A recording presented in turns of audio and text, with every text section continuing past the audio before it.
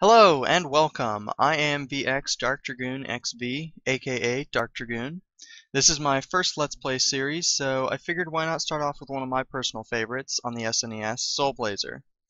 As you can see, this one comes to us courtesy of Enix, way back when, before the days of Square Enix, so it's an oldie but a goodie. And it's probably not nearly as well known as some other SNES titles, so I think it deserves a little bit of attention. Now, seeing as how this is my first Let's Play series, I want to do something a little special with it. What I'm hoping to do is bring to you the entire TerraEarth series, as some people call it. It begins with SoulBlazer, then moves into Illusion of Gaia, and finally ends with a little-known game that never made it into the US, Terranigma.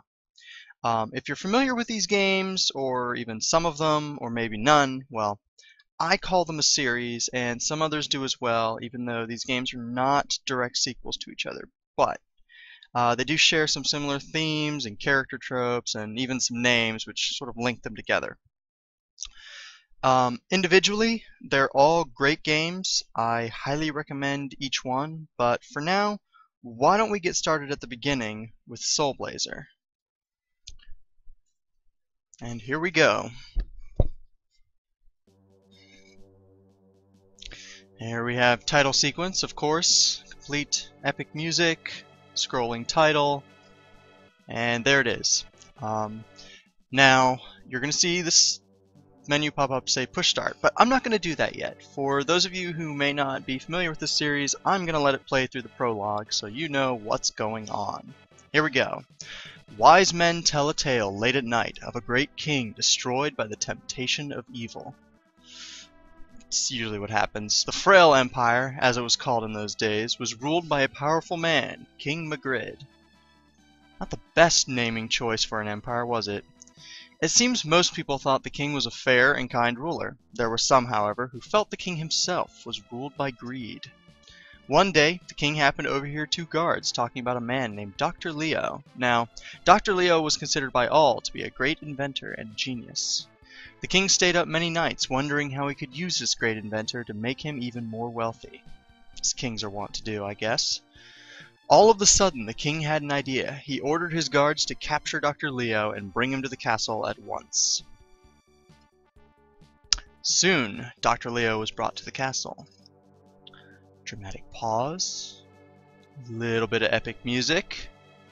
The king confined him in a small room and ordered him to invent a machine that would summon the king of evil, Death Toll. Not the most original of names, but hey. Dr. Leo finally completed the machine. The king instantly called upon Death Toll, hoping they might strike a deal. After many days, the deal was complete. The king would bring Death Toll all living creatures, and in return, Death Toll would give him a gold piece for each. One by one, all living creatures began to disappear. Soon the world was completely empty. Two people were watching this catastrophe, the Master and you, his follower. Apparently we were just watching. We weren't, trying to do anything to stop this evil king. The king was very foolish to be tempted by evil. However, I will give him another chance. You must go down to Earth and revive the world, the Master said. On a ray of light you descended to Earth, a warrior sent to revive the living and punish evil, a SoulBlazer. And we insert a plug for the name of the game, and we're back to the title screen. Now, if I let this keep going, it would recycle through that whole thing, and we're not going to do that. We are going to, as soon as the title pops up and it says press start, we will do so. You'll see we've got 4 saved files here. There's nothing in them. They're completely empty. This is completely fresh. We have nothing to erase. So why don't we start with number 1. And we'll start hearing voices immediately. Voice came from above. You'll be able to speak with all living things. Well, that's nice. And so I should have a name. Please choose a name for yourself. Okay. Now, the name I'm going to go with is not actually one I came up with. It is actually a reference to later on in this series. I personally like using this name for all the previous games too. I like some consistency between them all, so this is what I'm going to go with. Hopefully some of you will recognize it. We are going to go with our hero, Ark. Very symbolic name. What an interesting name. Yes, I thought so too. Alright, go and save the world for all creatures. Cool. So, we're in this place, and we're not really sure where we are. Let's see here. Grass Valley Shrine. Doesn't look very grassful. What's this? Voice came from above. Again. Okay. Okay, I see. This is how we save the game or quit. Okay. We're not going to do either of those two things yet, because we're ready to play. So I guess we're going to go over here. Grass? No. A treasure chest. Okay. Sword of Life. Cool. Alright, let's pop in here. Alright, as you can see, we don't have really anything except this sword we just picked up, which is Sword of Life. It's level 1, as you can see, it's strength 1, and it's pretty much the weakest sword in the game, but it's a gift from the Master, which we appreciate. So, thank you, Master. It's very sweet of you. So, as you can see, movement, slash, slash, slash. It's cool. Now, you're going to see me do this a lot. Where I'm sort of walking around back and forth. This is actually an interesting maneuver in this game. It's called crab walking. I pretty much use it constantly, and it's a really useful little maneuver. As you can see, so long as you're crab walking, you kind of hold your sword out in front of you, and things walk into it, they'll take a little bit of damage. But it should be noted that it does do less damage than actually slashing, so usually better off slashing. Okay, so we've killed all the little trolls with purple hair, so we're gonna step on this weird green glowing thing. Cool. Oh, okay, released an old man. Let's talk to him. He used to live up in the sky just like me. Oh, that's nice. And now he's living on Earth away from the Master. Oh, it's sad. Oh, they've all been captured. Okay, that's telling us that everyone's been captured. Pretty much stuff we already know. And he's telling us basically advice to talk to everyone, and he's gonna give us some magic, which is very cool. We like magic. Now I will join you. I'm a magician, so I can use all types of magic. I will use my skill to help you. Remember this, I need gems. Okay, he's also gonna give us a use for those little golden spheres that we've seen dropping off of monsters. These basically fuel our magic. So long as we have gems, we can cast spells, they'll use up the gems, and when we're at no gems, obviously we cannot cast spells. So very simple system, nothing too complicated. Okay, alright, now you'll see this little ball of light that's now orbiting around me. That is actually where our magic comes from. So if I first I go into my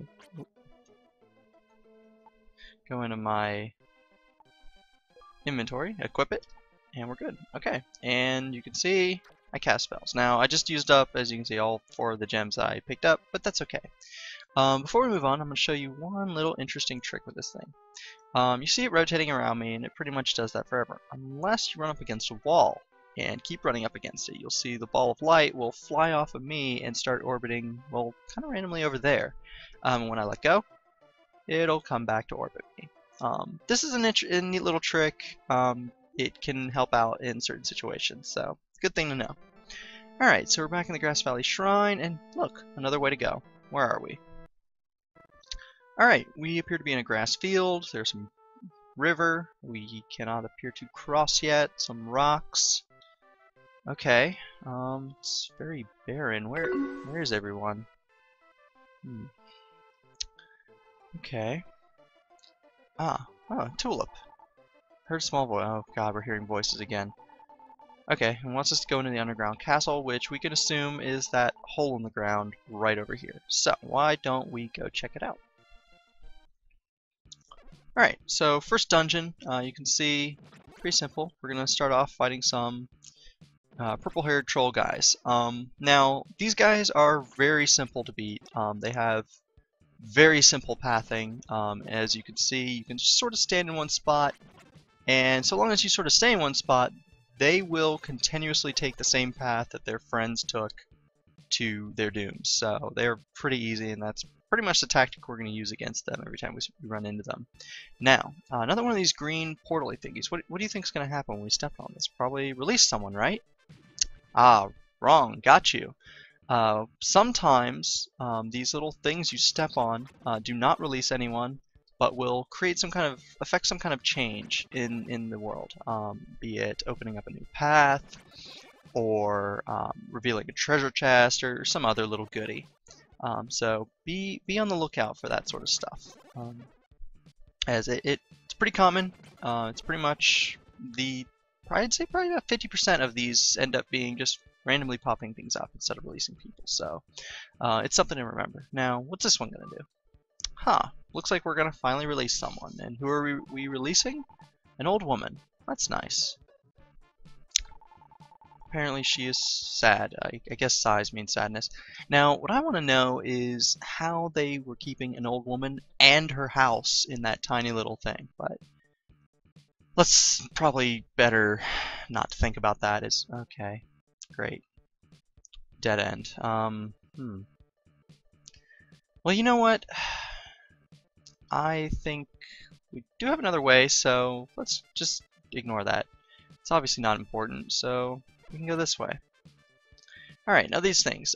These things are a little bit smarter than those trolls. They have a little more interesting pathing, and by interesting I mean it's kind of random. They just sort of wander around. Now, I don't know if they necessarily are just smarter than the trolls, or maybe they just don't care about us, or maybe they don't have eyes. I guess that would make sense. But so yeah, they just sort of randomly path, and you just can kill them. They're a little more difficult than the trolls because of that, though, because you can't really predict what they're going to do all the time. So we get a treasure chest and a medical herb. Okay, well, let's check that out, because that sounds important.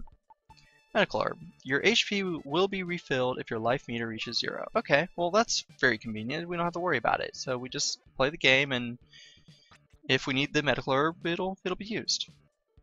So we got some more of these things, but now we want to dodge fireballs. Ooh.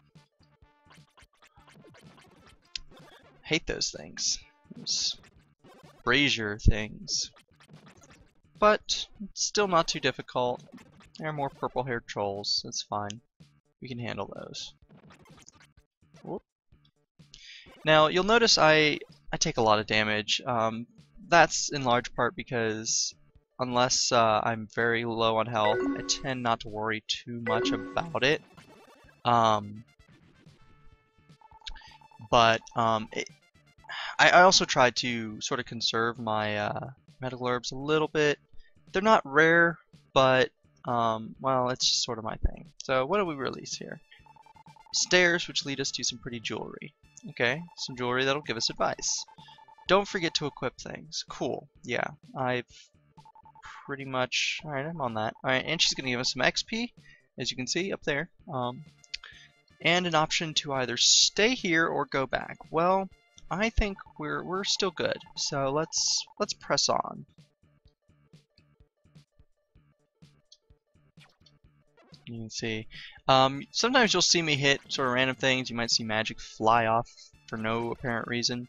That is because I am playing this on keyboard, not on a gamepad. I definitely have plans to get a gamepad at some point, but right now this is what I'm sort of stuck with, and I'm still sort of getting reused to the keys. It's been a while since I've played this. I've played it quite a bit on the keyboard, so I'm sure it'll come back to me pretty shortly in this series. And hopefully I'll stop making those mistakes like firing fireballs into the middle of nowhere like an insane person. Alright, Arc Release Toolshop Owner. Okay. Well, we'll get back to that later. That sounds important, but who knows. Whoop. More of these brazier things that shoot fireballs at us.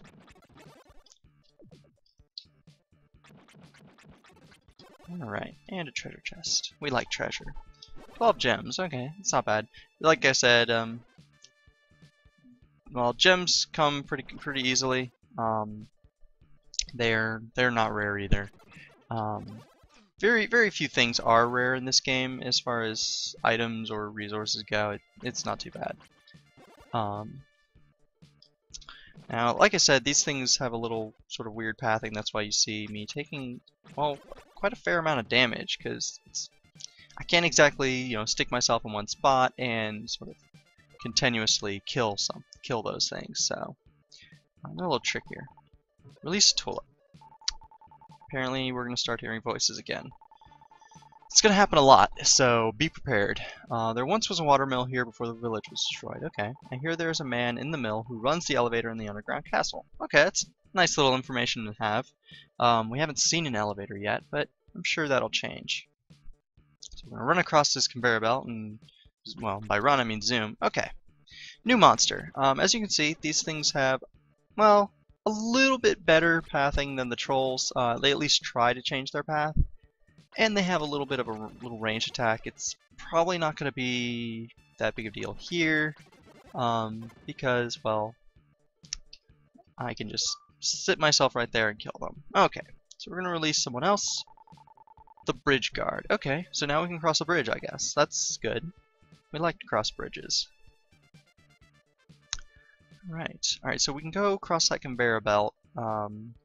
It is moving towards us, but as you can see, we can run across it, and it just slows our movement. It's no big deal, really. But we're going to go over here first and fight these weird bee things. I call them bees. I'm not sure what they actually are supposed to be.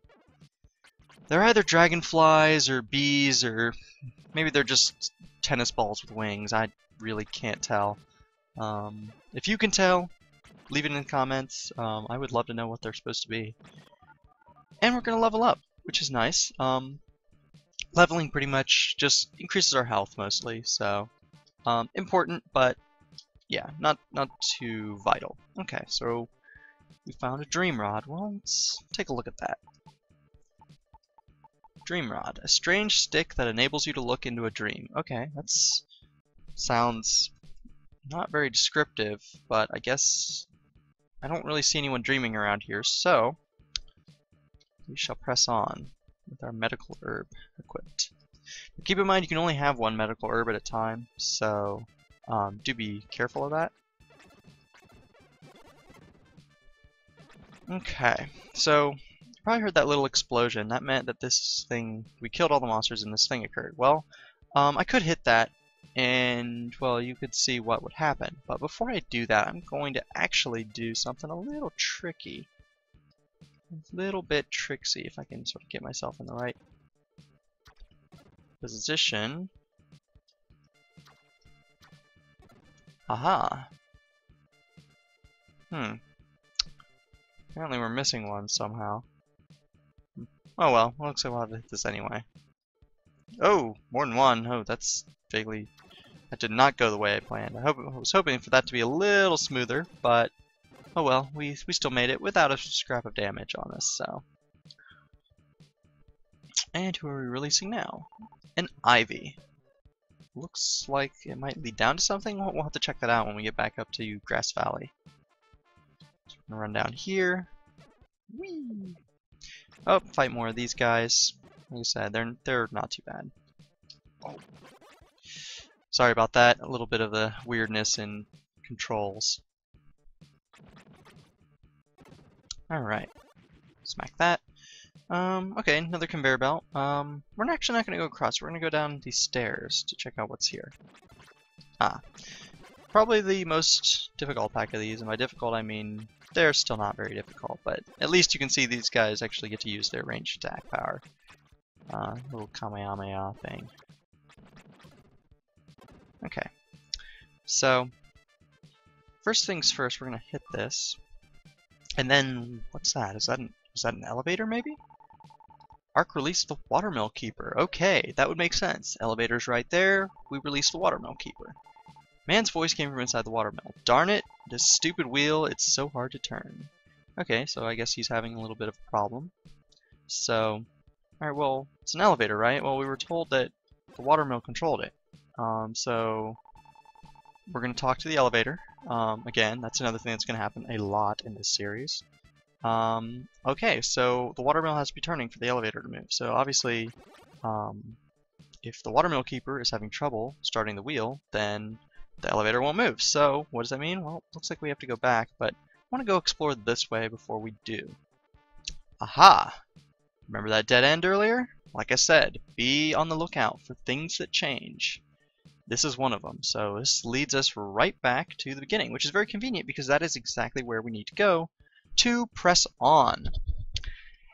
And that is where we're going to call this episode 1. I hope you all enjoyed watching and maybe learned something, thing or two, and are looking forward to the next part of this series where I go talk to the Watermill Keeper and try to work out his predicament with starting the watermill, and hopefully be able to press on a little further into the underground castle. I hope you all enjoyed, and look forward to seeing everyone tune in next time. Thanks a lot for watching. Cheers!